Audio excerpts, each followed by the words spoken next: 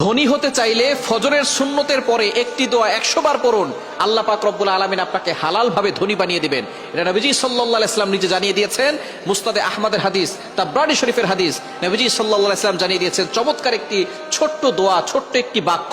নবীজি সাল্লাল্লাহু আলাইহি ওয়াসাল্লাম বলেছেন, এই সময় যদি এই বাক্যটা 100 বার পড়া হয়, আল্লাহ পাক রব্বুল আলামিন তাকে হালাল ভাবে ধনী বানিয়ে দিবেন। দোয়াটি করবেন কখন? ফজরের নামাজের সময়, 2 রাকাত সুন্নতের পরে, ফরজের আগে। মনে রাখবেন, আজানের পরে, একামতের আগে এই সময়টা আমরা অনেকেই মসজিদে গিয়ে চুপচাপ করে বসে থাকি।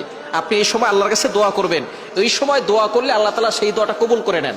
আর দোয়া লা ইউরাদ্দু বাইনাল আযানি ওয়াল ইকামা, তিরমিজি শরীফের হাদিস, আবু দাউদ শরীফের হাদিস। আজান ও ইকামতের মাঝখানে দোয়া করলে সেই দোয়াটা কবুল ফিরিয়ে দেওয়া হয় না, সেই দোয়া কবুল করা হয়। আপনি যখনই যেই নামাজে মসজিদে যাবেন, আজান দিয়েছে, একামত হতে একটু দেরি হয়, আপনি সুন্নত পড়ে চুপচাপ বসে থাকবেন না, গল্প করবেন না, আপনি আল্লাহর কাছে দোয়া করবেন। আল্লাহ তাআলা আপনার সকল দোয়াগুলো কবুল করবেন। ফজরের সুন্নতের পরে আপনি ফরজের আগে মধ্যবর্তী সময়ে আপনি সুন্নত ঘরেও পড়তে পারেন। আজান দিয়েছে, আপনি একটু আগে উঠবেন, তাহাজ্জুদ নামাজ পড়বেন, অথবা আপনি তাহাজ্জুদ নামাজ পড়ে সুন্নত আজান দেওয়ার সাথে সাথে সুন্নতটা ঘরে পড়বেন। ঘরে পড়ে মসজিদ যদি কাছে হয় তাহলে ঘরে বসে আমল করতে পারবেন, অথবা আপনি চলতে ফিরতে আপনি আমলটা করতে পারবেন। দোয়াটি হচ্ছে লা ইলাহা ইল্লাল্লাহুল মালিকুল হাক্কুল মুবিন।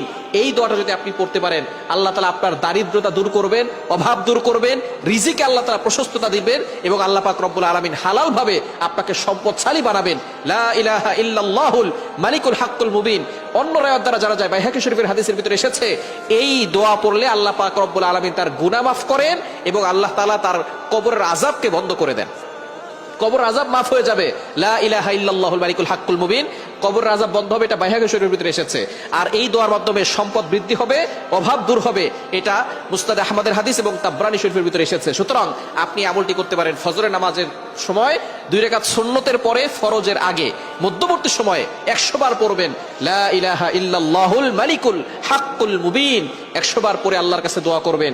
দেখবেন আল্লাহ তাআলা আপনার সকল চাওয়া পাওয়াগুলো কবুল করবেন, মনের আশাগুলো কবুল করবেন, নেক যত আশা আছে সকল আশাগুলো আল্লাহ তাআলা কবুল করে নেবেন। সুতরাং আল্লাহ তাআলা আমাদের সকলকে এই আমলটি করার তৌফিক দান করেন।